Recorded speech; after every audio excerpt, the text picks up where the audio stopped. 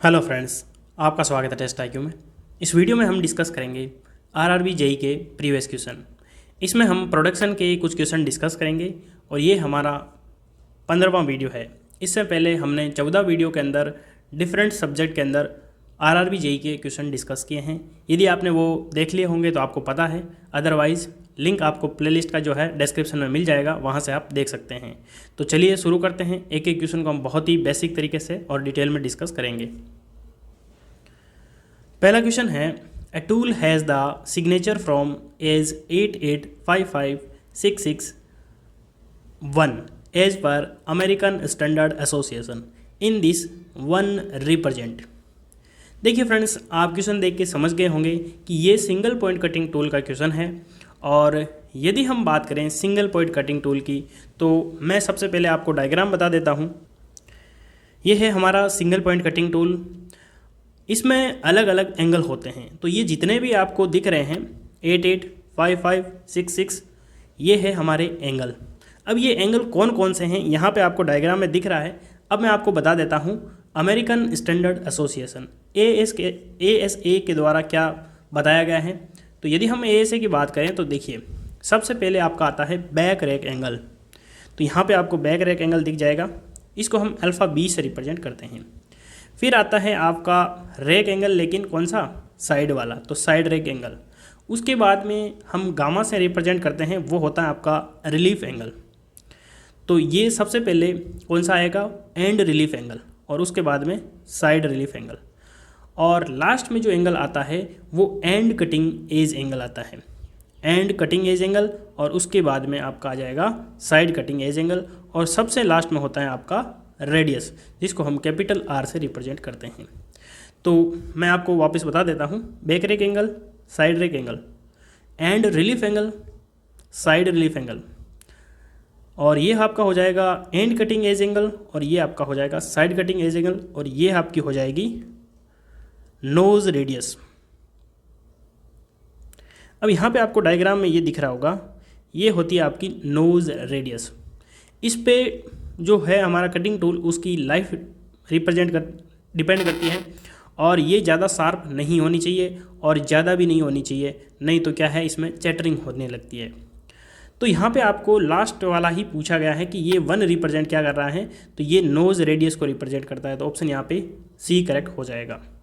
कभी कभी एग्जाम में पूछ लेते हैं कि ये जो हमारा अमेरिकन स्टैंडर्ड एसोसिएशन है, इसमें जो नोज रेडियस होती है उसको हम किस में मेज़र करते हैं, तो इसको हम इंचेज में मेज़र करते हैं। किस में, इंच में। इतना आपको पता होना चाहिए। अगला क्वेश्चन देखते हैं। और फ्रेंड्स, यदि आपको सिंगल पॉइंट कटिंग टूल के बारे में जानना है तो मैंने काफ़ी टाइम पहले वीडियो बनाया था, प्लेलिस्ट में जाके आप देख सकते हैं। Dash is the intersection of the flank and the base of the tool, heel, face, nose या फिर सिंक। तो हम डायग्राम देखते हैं। इंटरसेक्शन ऑफ फ्लैंक, तो देखिए फ्रेंड्स, ये जो आपका ऊपर वाला पोर्शन जो होता है ये तो होता है फेस, और ये जो साइड वाला होता है ये होता है आपका फ्लैंक। तो ये फ्लैंक, और उसके बाद में पूछा गया है बेस ऑफ द टूल। तो ये बेस और फ्लैंक जहाँ पे इंटरसेक्ट करते हैं उसको हम बोलते हैं हील, क्योंकि नीचे का पोर्शन को हम बोलेंगे हील। तो ऑप्शन यहाँ पे A करेक्ट हो जाएगा। नेक्स्ट क्वेश्चन है, find the tool life equation if a tool life at 80 minute is obtain at a cutting speed of 30 meter per minute and 8 minute at 60 meter per minute. तो आपको Taylor's tool life equation, Taylor's ने tool life equation दी थी, तो उसको आपको बताना है। टेलर्स टूल लाइफ इक्वेशन क्या होती हैं, टेलर्स टूल लाइफ इक्वेशन बहुत ही आराम से पढ़ेंगे हम। देखिए, बहुत ही इंपॉर्टेंट क्वेश्चन है ये, बहुत बार एग्जाम में पूछा जाता है, अलग अलग तरीके से पूछा जाता है। मैं आपको बताऊंगा कि कैसे कैसे पूछा जाता है। सबसे पहले आपको ये फॉर्मूला याद होना चाहिए, VT⁴ बराबर कांस्टेंट। यहाँ पे V जो है आपकी वेलोसिटी है, और ये मीटर पर मिनट में होती है, ये आपको ध्यान रखना है, मीटर पर मिनट में होती हैं। और T जो है आपका टाइम में होता है, और ये आपका होता है मिनट के अंदर। N यहाँ पे आपका एक्सपोनेंट कांस्टेंट है, और C भी आपका कांस्टेंट है। अब हमको वैल्यू दे रखी है दो अलग अलग कंडीशन में। तो V T to the power N बराबर कॉन्स्टेंट, तो वी वन टी वन की पावर एन बराबर V two T to the power N लिख सकते हैं। कुल मिला के यहाँ पे हमको n की वैल्यू निकालनी है, क्योंकि देखिए V T to the power n बराबर कॉन्स्टेंट, यानी कि n की जो वैल्यू है वो हमको निकालनी है। अब देखिए हम वैल्यू पुट कर देते हैं। तो v1 की वैल्यू कितनी है, 80 minute is obtain cutting speed of 30 meter per minute. तो v1 की वैल्यू है आपके 30 इंटू t1 की वैल्यू कितनी है 80 की पावर n बराबर हो जाएगा आपके 68 की पावर हो जाएगा आपके n। अब हम क्या करते हैं, इसको इधर लेके जाते हैं और उधर उसको डिवाइड कर देते हैं। तो देखिए 80 की पावर n है और 8 की पावर भी n है, बराबर आपके हो जाएगा 60/30। देखिए सिंपल सा लॉजिक है, इतना आपको पता होगा कि सेम पावर होती है तो हम उसको डिवाइड भी कर सकते हैं, ऐड भी कर सकते हैं। तो देखिए 8 डिवाइड करेंगे तो ये आपका हो जाएगा 10 की पावर n बराबर हो जाएगा आपके 2। अब हम सभी को पता है कि यहाँ पे log लेना पड़ेगा, तो जब हम log लेंगे तो log में जो पावर होती है वो आगे आ जाती है, तो n log 10 बराबर आपका हो जाएगा log 2। log 10 की वैल्यू होती है 1, सभी को याद होनी चाहिए, याद है तो बहुत ही अच्छी बात है। तो ये तो 1 हो जाएगा बराबर log 2 की वैल्यू कितनी होती है 0.3010। log 2 की वैल्यू कितनी होती है 0.3010। हमको 2 डिजिट तक ही लेनी है तो 0.30 कर देते हैं। तो हमारी जो इक्वेशन है वो क्या हो जाएगी, v t to the power n की वैल्यू है 0.30 बराबर आपके कॉन्स्टेंट। तो ये किस में दिया गया है, ऑप्शन फर्स्ट में दिया गया है, तो ऑप्शन यहाँ पे ए करेक्ट हो जाएगा। तो मुझे उम्मीद है कि आपको ये क्वेश्चन बहुत ही अच्छी तरीके से समझ में आया होगा। अब ये क्वेश्चन आपको समझ में आ गया तो ये अलग अलग तरीके से कैसे पूछ सकते हैं। तो यहाँ पे आपको n की वैल्यू पूछ ली या आपको v की पूछ लेगा, जैसे कि आपके फर्स्ट जो है 80 और 8 की वैल्यू दे दी और 80 और 30 की वैल्यू दे दी, उसके बाद में इन दोनों में से एक दे देगा, एक पूछ लेगा और n की वैल्यू यहाँ पे दे देगा। यानी कुल मिला के यहाँ पे कंपोनेंट कितने हैं 1 2 3 और 4 में से आपको 3 दे देगा और या फिर आपको 2 कंडीशन दे देगा। तो यहाँ पे ऐसे हो जाएगा v1 t1 की पावर n बराबर v2 t to the power n। बहुत ही ज़्यादा इंपॉर्टेंट क्वेश्चन है, अलग अलग एग्जाम में अलग अलग तरीके से पूछा जाता है, लेकिन इसका प्रोसेस एक ही है। अगला क्वेश्चन देखते हैं, which of the following is are the type of cylindrical grinding. Friends यदि आपको ग्राइंडिंग के बारे में जानना है तो मैंने ग्राइंडिंग का डिटेल वीडियो प्रोडक्शन नाम की प्लेलिस्ट में है, वहाँ से आपको मिल जाएगा। बहुत ही डिटेल में समझाया है मैंने, तो यदि आप वो पढ़ लेते हैं तो आप कोई भी क्वेश्चन ईजिली कर पाएंगे। तो हम देखते हैं कि कौन कौन से जो है सिलेंड्रिकल ग्राइंडिंग है, plus grinding, creep feed grinding, all of option, centreless grinding. अब हम डायग्राम देख लेते हैं एक बार। सबसे पहला दिया गया है प्लस ग्राइंडिंग, तो ये आपका जो पहला डायग्राम है ये है आपका प्लंज ग्राइंडिंग। तो यहाँ पे देखिए ये भी एक तरीका का है सिलेंड्रिकल ग्राइंडिंग। दूसरा आपका है क्रीप फीड ग्राइंडिंग, ये जो यहाँ पे ग्राइंडिंग हो रही है ये है क्रीप फीड ग्राइंडिंग। और तीसरा है सेंटरलेस ग्राइंडिंग। तो सेंटरलेस ग्राइंडिंग जिसमें जो है आपको डायग्राम में यहाँ पे दिख रहा होगा ये है आपका सेंटरलेस ग्राइंडिंग। सेंटरलेस ग्राइंडिंग मैंने आपको डिटेल में पढ़ाया हुआ है। तो यहाँ पे हमारा जो आंसर कौन सा करेक्ट हो जाएगा, सी करेक्ट हो जाएगा, all of option correct. The binding material used in cemented carbide tool is silicon, tungsten, cobalt या फिर क्रोमियम। तो यहाँ पे आपको ये जो है सिरेमिक टूल होता है हमारा, ठीक है, सीमेंटेड कार्बाइड भी कह सकते हैं। तो ये जो टूल होता है ना, ये जहाँ से मशीनिंग होती है वो इतना ही होता है। यदि हम इसी पूरे मटेरियल का बना लेंगे तो यहाँ पे हमारा एक तो टूल कॉस्टियर हो जाएगा, साथ में इसकी जो स्ट्रेंथ होती है वो एक तो टेंसाइल स्ट्रेंथ होती है, एक कंप्रेसिव स्ट्रेंथ होती है। तो आपको कमेंट बॉक्स में ये बताना है कि ये जो हमारा सीमेंटेड कार्बाइड टूल होता है इसकी कौन सी स्ट्रेंथ कम होती है। तो यहाँ पे आपको पूछा गया है binding material silicon, tungsten, cobalt या फिर क्रोमियम। तो हमारा जो आंसर है यहाँ पे सी करेक्ट हो जाएगा। कोबाल्ट हम यूज़ करते हैं सीमेंटेड कार्बाइड में बाइंडिंग मटेरियल के रूप में। ऐसे क्वेश्चन जो होते हैं वो आपको डायरेक्ट याद रखने होते हैं, क्योंकि मटेरियल जो है वो कौन सा मिक्स करना है वो उसकी प्रॉपर्टी के हिसाब से हम यूज़ करते हैं। Which of the following rating for the grinding wheel is design as soft देखिए, जो ग्राइंडिंग व्हील होता है वो अलग अलग मटेरियल के लिए अलग अलग होता है। यानी कि यदि हमारा ग्राइंडिंग व्हील सॉफ्ट है तो वो हार्ड मटेरियल के लिए होता है, और हार्ड यदि है तो वो सॉफ्ट मटेरियल के लिए यूज़ होता है। तो यहाँ पे आपको पूछा गया है कि सॉफ्ट वाले के लिए हम कौन सी रेटिंग यूज़ करते हैं। तो सबसे पहले आपको ये पता होना चाहिए कि रेटिंग कौन कौन सी होती हैं। देखिए, हम उसको 3 पार्ट में डिवाइड करते हैं, ए से लेके एच तक, आई से लेके पी तक, और क्यू से लेके जेड तक। ए से एच जो होता है वो आपका होता है सॉफ्ट, उसके बाद में आई से पी तक जो होता है वो आपका मीडियम आ जाएगा, और क्यू से जेड जो है वो हार्ड मटेरियल के लिए यूज़ हो जाएगा। तो यहाँ पे ए से लेके एच कौन सा दिया गया है, ऑप्शन ए दिया गया है, ए टू आई, ऑप्शन यहाँ पे ए करेक्ट हो जाएगा, क्योंकि ए जो आई जो है ये पहला ही है, तो यदि इसको हम सॉफ्ट में भी काउंट कर लें तो ज़्यादा कोई इफेक्ट नहीं पड़ेगा।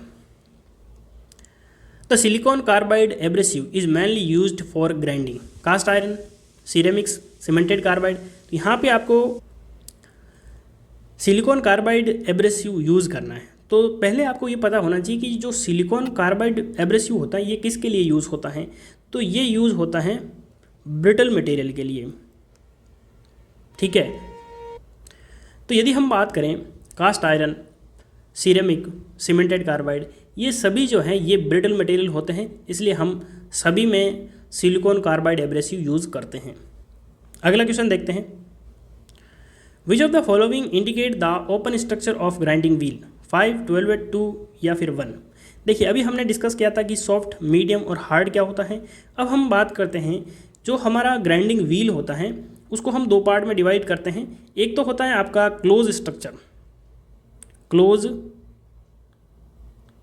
स्ट्रक्चर, और दूसरा होता है आपका ओपन स्ट्रक्चर। क्लोज स्ट्रक्चर और ओपन स्ट्रक्चर का क्या मतलब है। देखिए, जो हमारा ग्राइंडिंग व्हील होता है, जैसे मान लो ये आपका ग्राइंडिंग व्हील है, इसके ऊपर आप सभी को पता है एब्रेसिव लगे रहते हैं। तो यदि हमारे एब्रेसिव बहुत ज़्यादा पास है तो उसको हम बोलेंगे क्लोज स्ट्रक्चर, और यदि हमारा जो एब्रेसिव है वो दूर है तो उसको हम बोलेंगे ओपन स्ट्रक्चर। यानी एक तरीके से ये रिप्रेजेंट करता है उस ग्राइंडिंग व्हील की डेंसिटी को। तो क्लोज स्ट्रक्चर कब तक होगा, 1 to 7 नंबर तक होगा तो हम उसे कहेंगे क्लोज स्ट्रक्चर, और 8 to 16 होगा तो उसे हम बोलेंगे ओपन स्ट्रक्चर। तो यहाँ पे ओपन स्ट्रक्चर का पूछा है तो 8 और 16 के बीच में कौन सा नंबर आ रहा है, तो 12 आ रहा है, तो ऑप्शन यहाँ पे बी करेक्ट हो जाएगा। Drawing is the process of, देखिए यहाँ पे टर्निंग नहीं लिखा हुआ है, ड्रोइंग लिखा हुआ है। Heating the metal to critical temperature, powder metallurgy, metallic coating, या changing the shape of the grinding wheel. तो हमारा जो आंसर है यहाँ पे डी करेक्ट हो जाएगा। मैं आपको डायग्राम से बता देता हूँ कि ड्राइंग क्या होती है। यहाँ पे आप डायग्राम देख सकते हैं, ये जो पहला डायग्राम है, यहाँ पे ये जो हमारा ग्राइंडिंग व्हील है, जब हम मशीनिंग करते हैं तो कभी कभी जब फोर्स ज़्यादा लगने की वजह से ये जो हमारा व्हील है इसकी शेप चेंज हो जाती है, यानी कि ये थोड़ा सा टेढ़ा मेढ़ा हो जाता है, इतना नहीं होता, हल्का सा टेढ़ा मेढ़ा हो जाता है। तो उसकी शेप को वापस कोसेंट्रिक करने के लिए, जैसे मान लो ये हमारा ग्राइंडिंग व्हील पहले था, यानी कि ये एकदम कोसेंट्रिक है, यानी एकदम सर्कल है, ये थोड़ा बहुत भी टेढ़ा मेढ़ा हो जाता है, तो उसकी शेप को सही करने के लिए हम जो प्रोसेस यूज़ करते हैं उसको हम बोलते हैं ड्राइंग। तो हमारा ऑप्शन यहाँ पे डी करेक्ट हो जाएगा। और यदि हमारा जो ग्राइंडिंग व्हील है उसका जो एब्रेसिव घिस जाते हैं तो वो जो नई लेयर लाने के लिए ऊपर वाली लेयर को हटाते हैं, तो उस प्रोसेस को हम बोलते हैं ड्रेसिंग। तो ये जो दूसरा डायग्राम आपको दिख रहा है ये है आपका ड्रेसिंग और पहला है ड्राइंग। ये हमारा लास्ट क्वेश्चन है। इस वीडियो में हम 10 क्वेश्चन डिस्कस करेंगे। ये क्वेश्चन बहुत ही ज़्यादा इंपॉर्टेंट है। ए 125 mm diameter cutter has 10 teeth. It operates at the cutting speed of 14 meter per minute with a table transverse 100 mm per minute. The feed per tooth of the center is. देखिए, simply हम यदि बात करें तो यहाँ पे आपको पूछा क्या गया है, फीड पर टूथ ऑफ द कटर। तो फीड पर टूथ का मतलब क्या है, फीड पर टूथ। फीड हम यूज़ करते हैं mm में, और पर टूथ यानी कि नंबर ऑफ टीथ, यानी कि एक टीथ में कितना जो है फीड दिया जाएगा वही हमारा हो जाएगा फीड पर टूथ। ठीक है, तो यहाँ पे यदि हम फीड पर टूथ की बात करें तो सबसे पहले हमको निकालना पड़ेगा feed per minute, feed per minute to the, हमको क्या है फीड पर मिनट टाइम दे रहा है, तो फिर हम number of teeth into number of revolution से मल्टीप्लाई कर देंगे, यानी कि डिवाइड कर देंगे, तो हमारा आ जाएगा फीड पर टूथ। क्योंकि देखिए फीड किस में आ रहा है, ये एमएम में आ रहा है, पर मिनट तो ये आपका मिनट में आ गया, यहाँ पे नंबर ऑफ टीथ आ गया into N revolution per minute, तो रिवोल्यूशन पर मिनट, तो ये मिनट से कैंसिल हो जाएगा और हमारा जो है एमएम पर टूथ आ जाएगा। तो यदि हम बात करें फीड पर मिनट की, तो हमको यहाँ पे दे रखा है टेबल ट्रांसवर्स 100 mm पर मिनट, तो ये हमको आप दे दिया डायरेक्ट 100 अपॉन हमको करना है नंबर ऑफ टीथ। यदि हम नंबर ऑफ टीथ की बात करें तो कितने दे रखे हैं 10 टीथ, तो ये आपके 10 हो जाएगा। n की वैल्यू हमें नहीं दे रखी है, तो यदि हमको n की वैल्यू नहीं दे रखी तो हम क्या करेंगे, आप सभी को पता है v बराबर क्या होता है पाई डी एन। अब यहाँ पे देखिए यदि हमको ये वेलोसिटी किस में निकालनी है, mm पर मिनट में निकालनी है, यदि सेकंड में निकालनी होती तो हम इसको 60 से डिवाइड करते, तो ये पाई डी एन आ जाएगा।